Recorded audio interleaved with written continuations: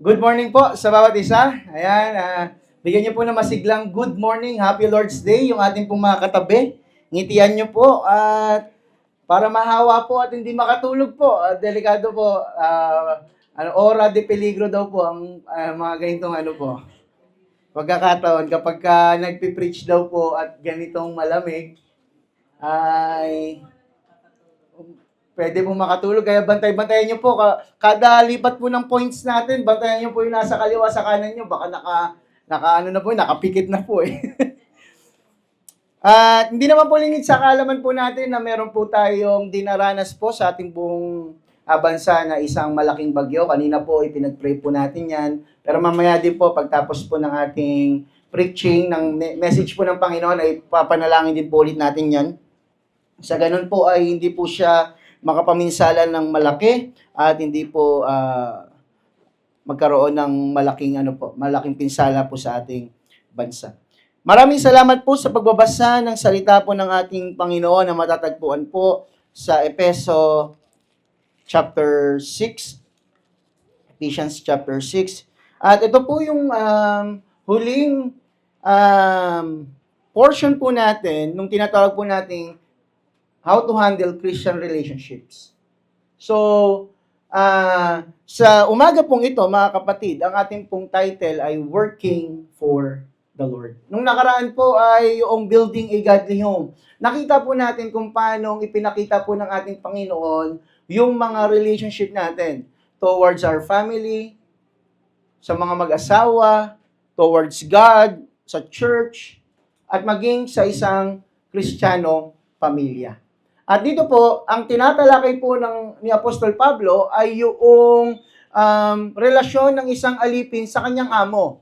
At ano po yung maaari po nating makuha o matutunan na prinsipyo na sinasabi ni Pablo, bagamat tayo po ay wala na po doon sa klase ng sistema na merong alipin at may amo, pero maaari pa rin po natin itong magamit sa ating modernong panahon. Kaya po hayaan niyo po na bigyan po natin ng kaukulang oras o panahon, hindi naman po isang oras, kundi ilang mga minuto lang, maaaring kalahating oras o 45 minutes na ating pong pag-usapan at bigyan ng pagbubulay ang mga salita pong ito.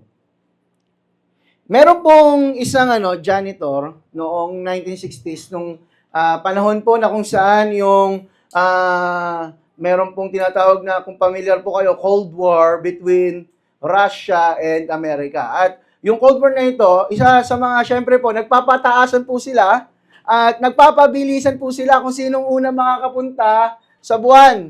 Kung sino unang makakapagpadala ng tao sa buwan. Kaya, nung 1960s po, the NASA was racing to send a man to the moon. At may isa pong journalist, may isa pong mamamahayag na pumunta po sa NASA facility. Kasi ire-report niya po kung ano nang nangyayari. Kung ano nang meron doon na meron na bang rocket, meron na bang spaceship papunta sa sa moon. Tapos napansin niya po na may isang janitor na diyan po sa picture, nagmamap. Ayan. Ano lang po yan inano ko lang po yung AI, sabi ko, bigyan mo ko ng ng janitor na nagmamap na nasa NASA. Ang galing po ng ng AI at nagawa niya nga po yan. So, lang po yan, visual representation po ng ating story. So, nakita po nung babae yung nagmamap. Sabi niya doon sa babae, sabi ng babae po sa nagmamap, sir, ano pong ginagawa nyo? Sa isip-isip ko, nakikita mo lang ang tatanungin mo pa eh. Pero sumagot naman po yung yung nagmamap. At hindi niya naman po sinabi, piniloso po na, ano po ba nakikita mo, nagmamap ako. Hindi niya naman po sinabing gano'n. Ang sabi niya po, I'm helping to put a man on the moon. Sabi niya pong gano'n sa babae. Nagulat po yung journalist. Sabi kasi ng lalaki, tinutulungan ko ang NASA para makapagpadala ng tao sa buwan. Nakita niyo po yung thinking ng isang lalaki po na yon? Bagamat Sa paningin ng iba, isa lamang po siyang hamak na janitor, pero tayo po hindi po natin hinahamak o binababa po yung trabaho pong iyon dahil yun po ay isang marangal na trabaho. Pero nakita po ng babaeng iyon na iba po yung perspective ng janitor sa kanyang trabaho. Nakita niyo po, ang perspective niya na tinutulungan niya yung nasa facility na maglagay ng tao sa buwan. Hindi ang perspective niya po ay makapaglinis lang ako dito, sumahod lang ako dito, at makakain. Hindi po ganun perspective niya. Kung magbibigay tayo ng mga senaryo, maaari kunyari, kung hindi niya po inalinis, nadulas po yung pupunta sa buwan, magti-training na naman po ng bagong tao po, tama? So, kumbaga in a grand scenario or grand scale, makikita po natin na kailangan or essential din yung kanyang trabaho. At yun din po yung nakikita niya. And likewise, in our Christian life, every role, every task, every act of service, no matter how small, matters when it's done for the Lord. Alam niyo po, kahapon po nasa FCC Lipa, Batangas po. Doon po sa ating center, Shalom Center. At gusto ko lang din pong i-testimony, hindi po yung ginawa po namin, kundi nakita ko po kung paano yung ministry ni Pastor Benny, yung ating pong pastor doon sa Batangas. At kasi po, nandun po kami, sinundo niya po kami dito. Umalis po siya ng Friday, alas 4. Nakarating po siya dito, 9:30. Nagdala po kami ng mga gamit, nakarating po kami doon alas 12. Tapos, kami po, magpapahinga na, pero si Pastor Benny, nagpe-prepare pa para magluto ng sopas. Kinaumagahan. Para mga alas 2 po yata, gising pa siya. Tapos kinaumagahan, gising po siya, luto po ng sopas. After po nun, magsusundo po siya ng mga bata sa iba't ibang purok. Mga 4 na balik po yata yun. Mga ganun po. Tapos, magtuturo po siya, papakainin niya, tapos ihahatid niya po ulit pabalik. Ganun po yung ministry ni Pastor Benny po doon dahil sinisimulan pa lang po yung ating simbahan or center po doon. Kaya pag-pray din po natin yung ating Shalom Center, ang tawag po ay Shalom Center, para lang sa ganun ay mas marami pa pong makatulong po ang ating kapatid na si Pastor Benny. Alam niyo po, na-bless ako kasi minsan po tayo po, hindi ko naman po inaano, pero minsan tayo po nagrereklamo, bakit ang dami kong kailangan gawin sa church? Atin pa ba ako ng women's fellowship mamaya? 'Di ba? Mga ganyan po, atin pa ba ako ng youth service mamaya? Pero minsan mabibless po tayo sa buhay ng kapwa po nating tagapaglingkod Tama po ba? Mabibigyan po tayo ng encouragement. And likewise, in our Christian life po mga kapatid, every role, every task, yung simpleng paglilinis po natin, yung simpleng pagpe-prepare po natin ng mga elemento sa mga ushers po natin, pagpe-prepare ng mga elemento ng Lord's Supper, yung simple po na pagpapaalala sa ating mga kapatid, paglilid ng, kung ikaw yung naglilid ng games sa Women's Fellowship, ikaw yung naglilid ng worship sa youth service, o ikaw yung naglilid sa palakasan, yung simple po nating mga gawa. However, kumbaga, kung gaano man sa tingin po natin, it seems small, but every role, every task, every act of service, no matter how small, matters when it's done for the Lord. Amen po. At yun yung gusto pong sabihin ni Pablo po sa atin sa umaga pong ito. This is the heart of Paul's message in Ephesians chapter 6, verse 5 to 9. Punta po tayo sa main idea po natin. Sabi po dito, whether as workers or leaders, Christians must serve and lead with integrity, knowing that our true master is Christ. Ngayon po wala naman pong alipin o wala naman pong tayong master o amo. Yung talagang in a sense na literal na ikaw ay isang alipin or slave. Pero dito po, makikita po natin, whether we are worker sa labas, tayo po ay nagtatrabaho, o tayo po yung nagpapatrabaho sa ibang mga tao, meron po tayong responsibility.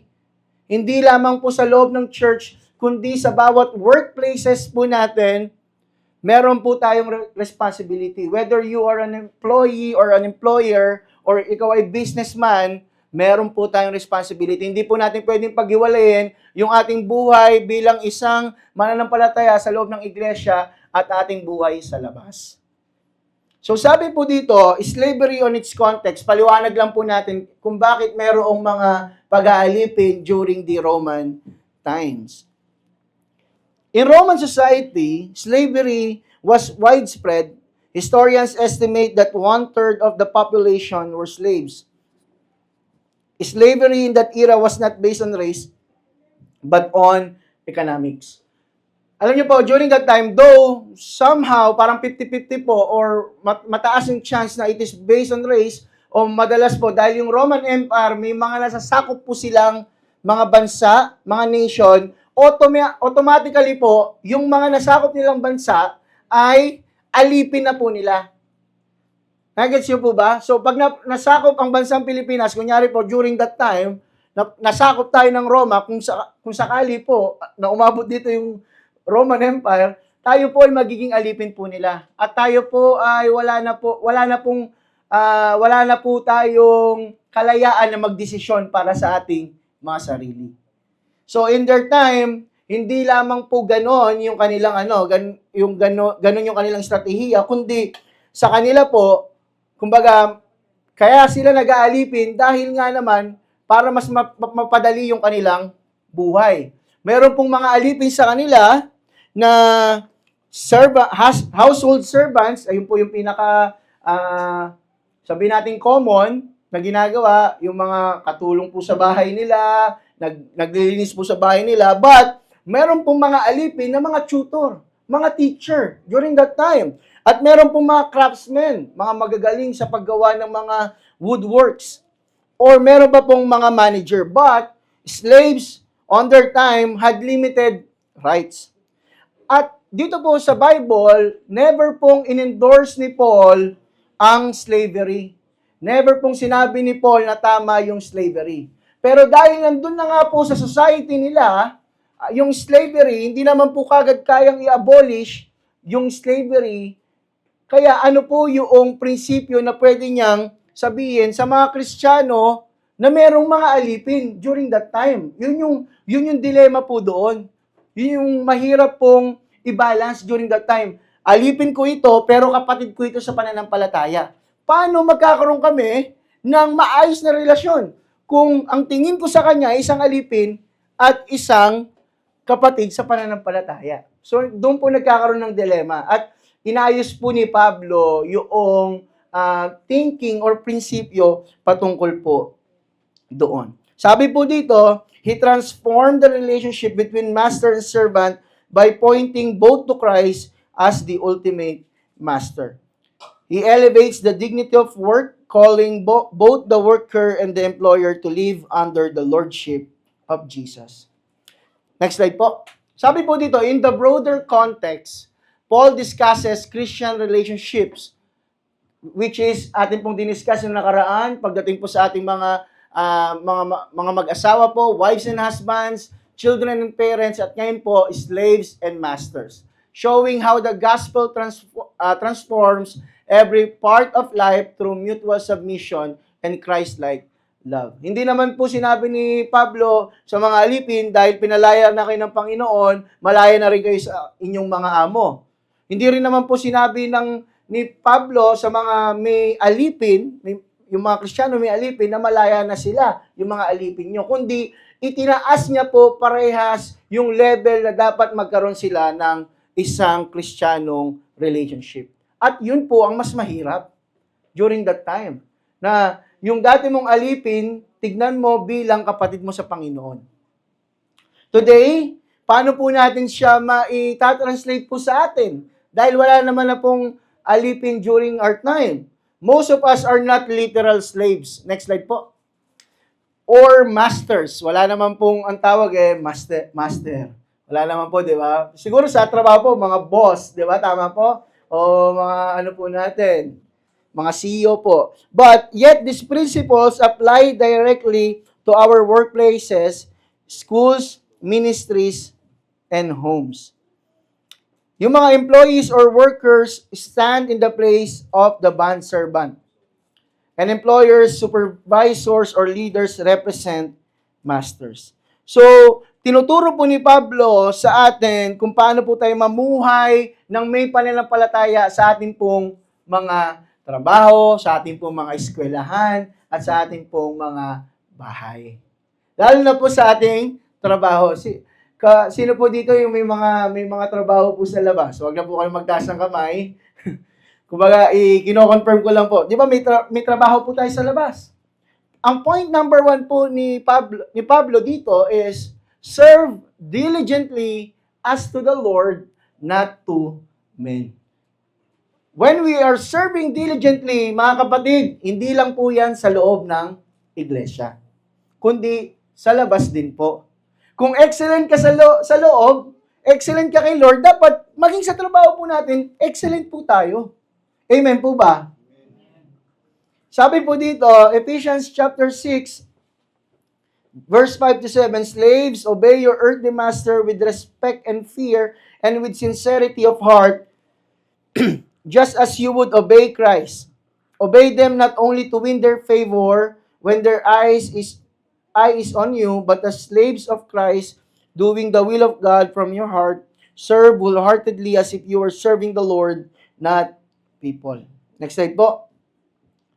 Christians are not to serve only when being watched, but from the heart, because we ultimately serve Jesus. Maging sa ating pong mga trabaho, sa mga nagtatrabaho po dito, serve with integrity. Hindi yung, alam niyo po, pag sa trabaho po, di ba, tingin ka ng tingin sa orasan po, di ba? May mga ganyan po nag-work tama po. Pag may nakita po mga meme dyan o kaya sa mga Facebook Reels po kapag ka 4:50 na, nag-aabang na po yung nasa office Tagal naman mag-alas 5. Tagal naman alas 5. Para maka-out na ako. Yung tipong mga uwing-uwi po, di ba? Pag sa trabaho, ganito, ganyan. Yung iba naman po, kapag daraan yung supervisor o manager, kala mong parang may mga ginagawa po, parang nagmamadali. Parang mga po Bigla pong nagiging busy pag may dumadaang manager o kaya supervisor o kaya parang po no? Parang may kukuhanin, parang may gagawin, parang aligaga. Parang Totoo po ba yan? Panalangin ko po ay hindi po kayo yun. Alam niyo po, hindi po natin pwedeng tanggalin yung pagiging Kristiyano natin maging sa ating mga workplace. If we have integrity inside the church, kahit saan po tayo magpunta, dapat dala-dala po natin yung integrity. When we say integrity, gagawin po natin yung mabubuting bagay kahit na wala pong nakakakita sa atin. Even if no one is watching, we are doing it. Ayun po yung mahirap Alam niyo po mga kapatid, parang mahirap pag nagtatrabaho tayo, tapos bibigyan natin ng kaluguran ng Panginoon. Lalo na po kung may mga employer po tayo na talaga namang bossing kung bossing. Bossy kung bossy. Tama po ba? Tagapagmana daw po ng asyenda ng buong Pilipinas. Pero, the Lord, the Bible, yung integrity po, nakakabit na po yan sa isang Kristiyano. Sa isang mananampalataya ng Panginoon. Whether merong tayong mga earthly boss, earthly master ngayon, na talaga namang hindi po natin maunawaan kung bakit ganun yung ugali nila. Meron tayong workmate na hindi natin maunawaan kung bakit ganun yung ugali nila. But still, mga kapatid, kahit na ganun po yung ginagawa nila, we should serve with integrity. We should work with integrity. Because in the first place, dapat ang tingin po natin doon, we are doing it for the Lord. Hindi lang po natin siya ginagawa para sa pamilya po natin, para sa ibang tao, para sa mga mahal natin sa buhay. But in the first place, we are doing it for the Lord. Ganun yung gustong sabihin po ni Pablo sa mga alipin during that time. Yang ginagawa mo, hindi mo yung ginagawa para lang sa iyong sarili. You are doing it for the Lord. At mag-iiba yung perspective mo kapag ka ganoon. It means working with deep respect and sincere reverence for God's authority. Sabi po ng Colossians 3:23-24, Whatever you do, work heartily as for the Lord and not for men. Bago pa po yan, sinabi dyan sa Colossus, sinabi na po muna yan ulit, Colossians 3:17. Whatever you do, do it all for the glory of God. In-emphasize po ulit ng Book of Colossians na ano man yung gagawin natin, lalo na po ang Colossians 3, yung kung titignan po natin mga previous verses, we are ambassadors of Christ.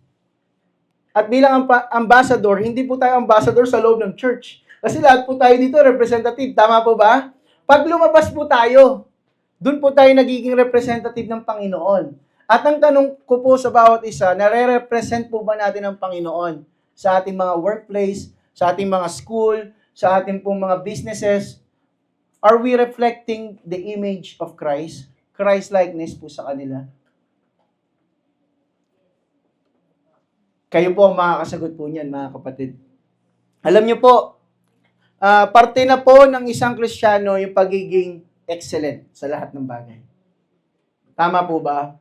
And vice versa po siya sa ating pong sa ating pong principle ngayon Kung ito naman po ang mahirap, napakagaling po natin sa work. Ito naman po ang kailangan po, be mindful of this. Napakagaling mo sa work, napakagaling mo sa labas, on time ka lagi, pagkapapasok ka sa trabaho, you are excellent sa paggawa ng mga projects. But inside the church, paupo-upo lang po tayo. Na parang tayo po ang may-ari ng church.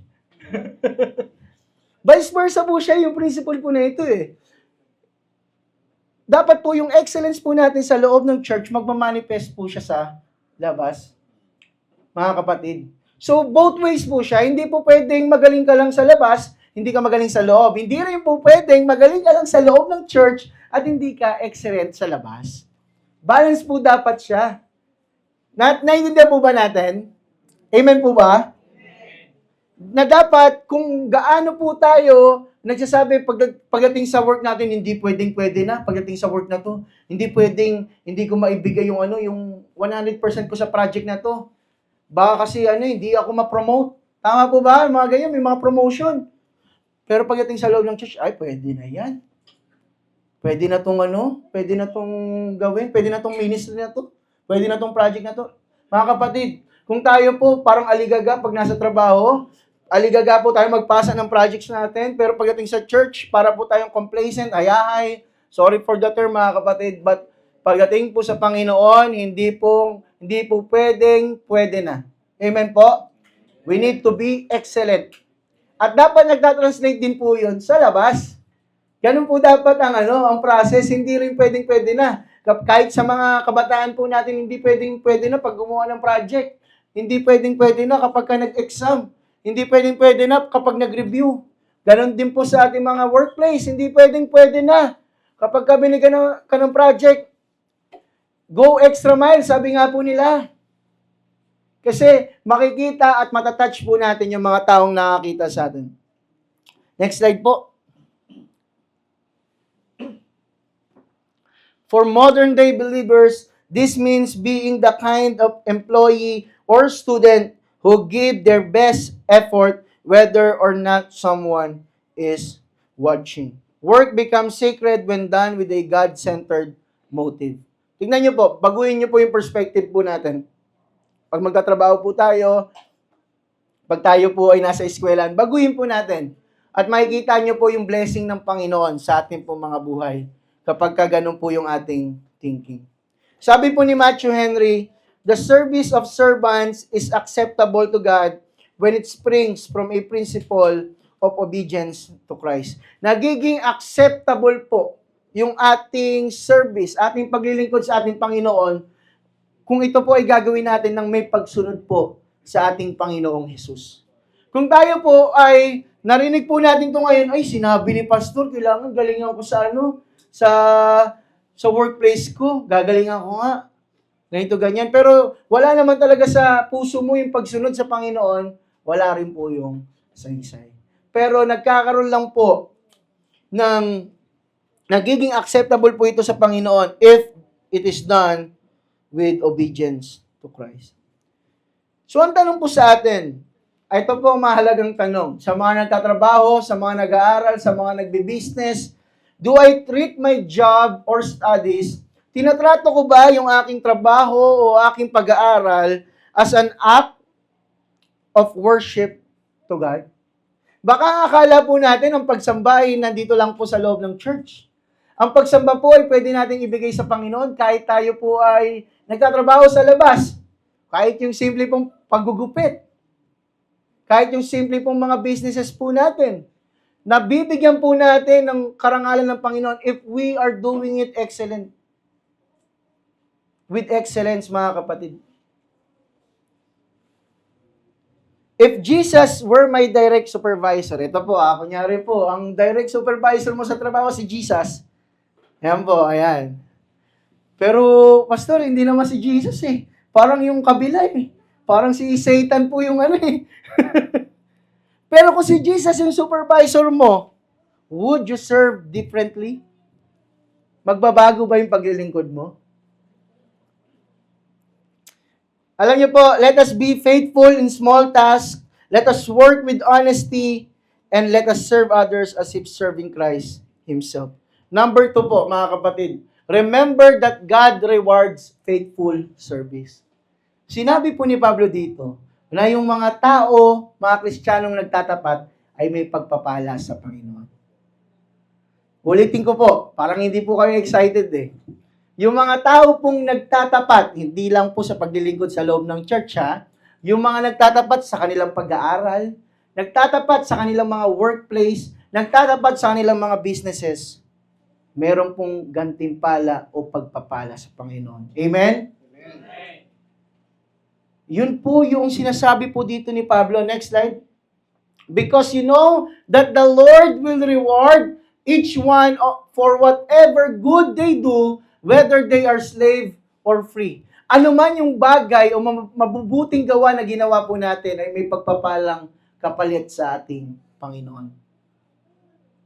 Yan po yung sinabi ni Pablo. Hindi ko po sinabi yan ha. Sinabi niya po, inassure niya po, whether you are a slave, whether you are free, whether you are a master during that time, kapag ikaw ay gumawa ng mabuti, lalo na sa Panginoon, merong gantimpala o pagpapala kang aanihin sa Kanya. At yun po yung the best, mga kapatid. Hindi yung promotion na inahangad po natin yung the best, kundi yung mas lalo tigit na pagpapala ng Panginoon. Sabi po dito, God sees and rewards. Paul reminds believers that God sees and rewards every good work. In a world where workers are often overlooked or underpaid, totoo naman po, lalo na po sa ating bansa. Tama po, mababa po yung ating pong minimum wage at mataas po yung ating cost of living. Tama naman po, di ba? And madalas, underpaid, madalas po overlooked, madalas po yung overtime, baka meron po dito OT, thank you, di ba po? May mga ganon, pinag-OT ka tapos thank you lang yung kapalit. Madalas po may mga ganon.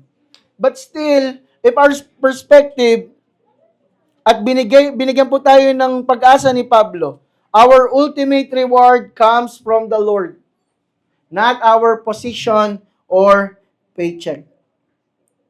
If we really want to be excellent, hindi lamang po sa ating secular jobs, kundi sa ating pong Panginoon. Sabi po ng Galatians 6:9, let us not grow weary of doing good, for in due season we will reap. Ano man po yung mga itinanim po natin? It is a principle sa Bible. The principle of sowing and reaping. Ano man po yung mga tinanim po natin, whether we sow good things, good works, aanihin po rin natin yan. Whether we sow bad things, aanihin din po natin yan, mga kapatid. In a time when many feel undervalued or unseen at work, this truth is freeing. God never misses a moment of faithfulness. Alam niyo po, during that time, marinig to ng isang alipin, ano po sa tingin niyo yung mararamdaman niya? Marinig po ito ng isang master during that time, ano po sa tingin niyo yung mararamdaman niya? Kumbaga merong kalayaan na magkakaroon po sa kanyang puso. At sa atin po na nagtatrabaho po ngayon, maaaring yung iba, meron pong abuse na nararanasan. Tama po? Wag niyo naman pong wag niyo naman pong konsentihin. Pwede niyo po yung itawag. Pwede niyo po yung i-HR o i-dole. Di ba po sa mga, pero yung mga feeling po natin that we are being persecuted sa ating mga trabaho, we feel na parang tayo po ay nahihirapan sa ating work, ang hirap pakisamahan ng boss, ang hirap pakisamahan ng mga katrabaho.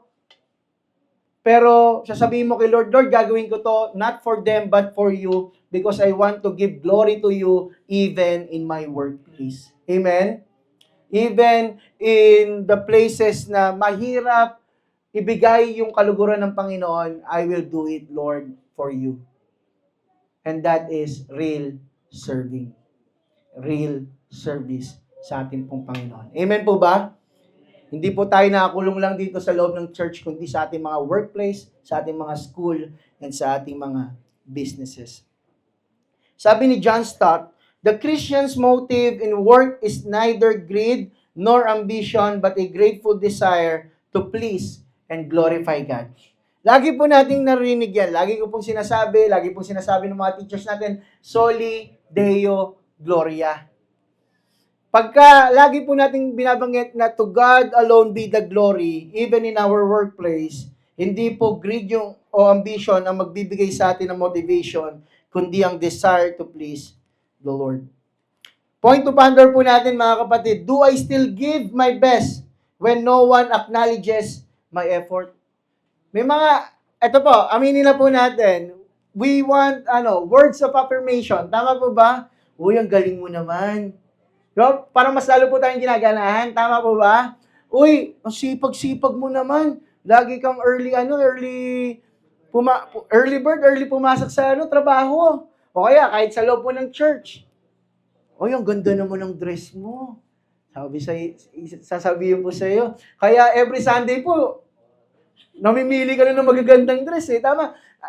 Kasi nakita ako, napansin ako. Tama po ba? Which is okay naman po yun. Wala naman pong problema po doon. But what if hindi na nakita yung paglilingkod mo? What if napansin yung pagkakamali mo? Will you still give your best? Amen. What motivates me more, earthly reward or heavenly approval? Alam niyo po, don't lose heart. Kahit na hindi po nakikita yung ating pagpapagal. Una po, sa inyo po mga workplace, kahit minsan hindi nakikita ng mga amo po natin sa loob ng work, o kaya sabi, bakit laging yung isa ko na lang na katrabaho yun nakikitang magaling? Diba, mga ganyan po, diba, nagkakaroon ng inggitan and all. Or kahit sa loob po ng iglesia, minsan hindi po nakikita yung ating mga pagpapagal, yung ating pong mga paglilingkod. But it doesn't mean na hindi po yun nakikita ng Panginoon.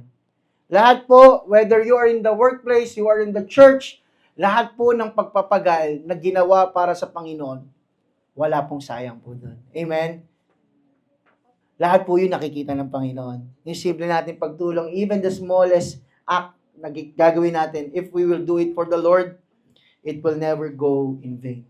And lastly, number 3, lead justly and humbly, knowing you to have a master. May paalala po ako kanina, di ba? Kada point ko po, titignan nyo yung kanan kaliwa nyo po. Kung ano na po yan, nakakatulog na kasi malamig. Number 3 na po tayo. Lead justly and humbly, knowing you to have a master. Alam niyo po mga kapatid, meron lang po tayong isang master. At sino po yon? Ang ating Panginoong Jesus. Sabi dito, and masters, treat your slaves in the same way, do not threaten them, since you know that he who is both their masters and yours is in heaven, and there is no favoritism with him. Ito po mahirap during that time. Yung mga master na nakakilala sa Panginoon, yung mga slave din nila na nakakilala sa Panginoon, kung dati yung master po na yon, talagang pinapahirapan yung alipin niya na nakakilala rin sa Panginoon, nasaan siyang manduan at ang hirap po nun para sa kanya. Tama po ba? Na-imagine niyo po ba yung senaryo? Ang sabi po ni Pablo, do not threaten them. Ituring mo sila na kapatid mo sa pananampalataya. Dahil kapatid mo naman talaga sila sa pananampalataya. Since you know that He who is both their master and yours is in heaven. Iisa lang kayo ng master. At yun ang ating Panginoong Yesus. Kaya wala po tayong karapatan kahit sa loob ng iglesia na manduan kung sino man. Pero, take note po, baka ma-interpret po natin ito ng mali. Pero may binigay pong authority ang ating Panginoon sa loob ng iglesia.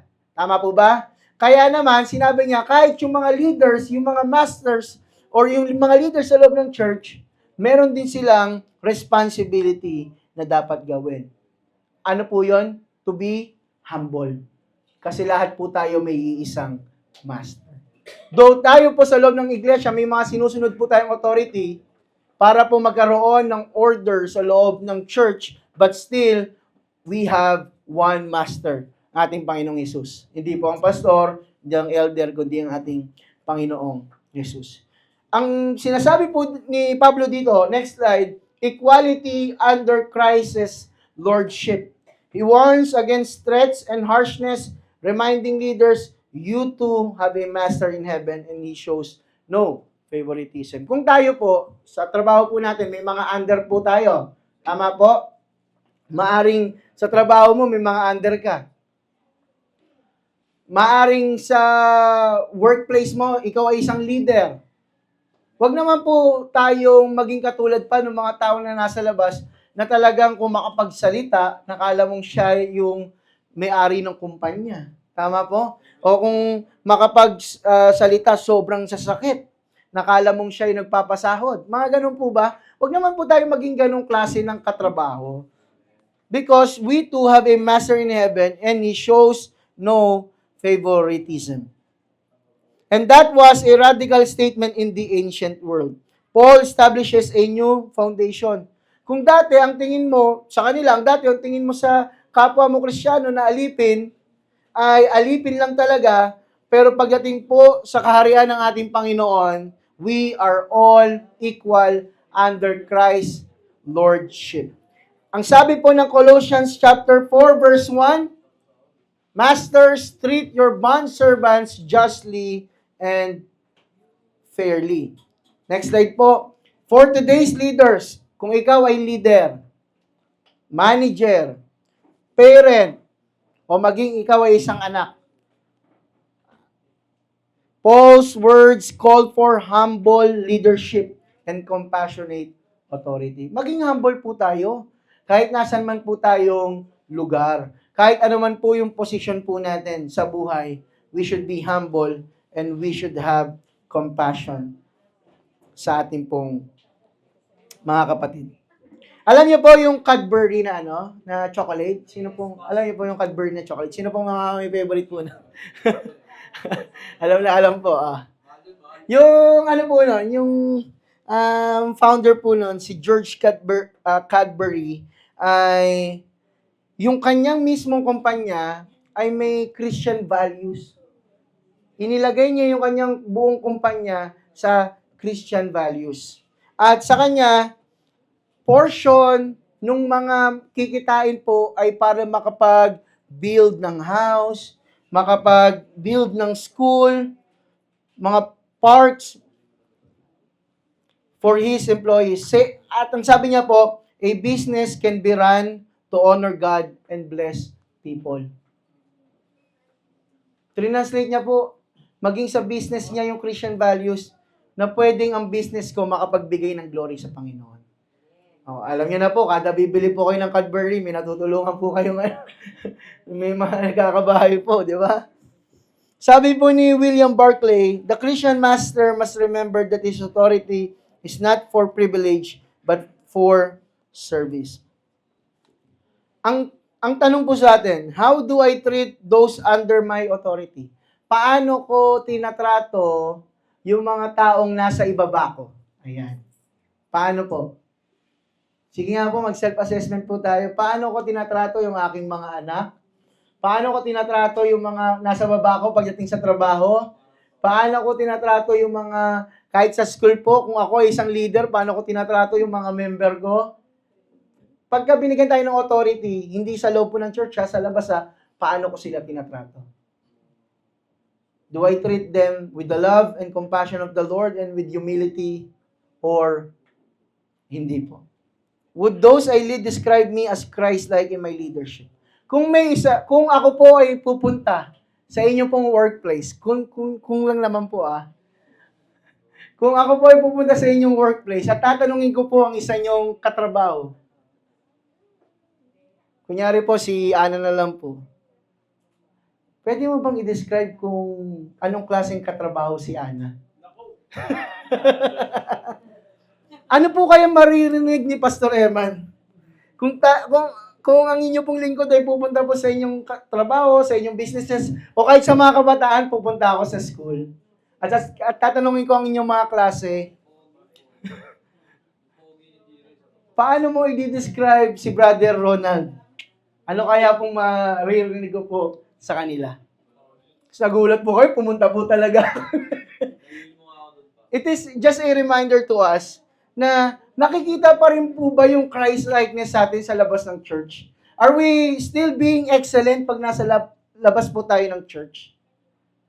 Mga kapatid, this is a reminder to be excellent in both sphere, parang ganun po, in both realms in the kingdom of God and even outside.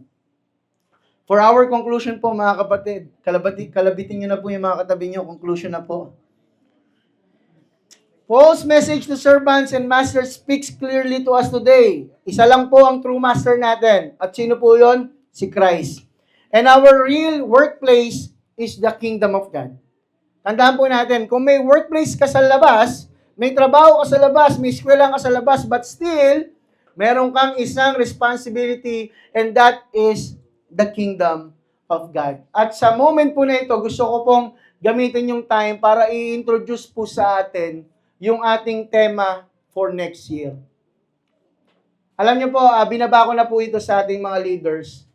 At bilang first year po ng ating paglilingkod bilang admin pastor, ang ating pong tema for next year, excited na po ba kayo mga kapatid? Amen? Ngayong pong taon, ang ating pong tema ay ano po?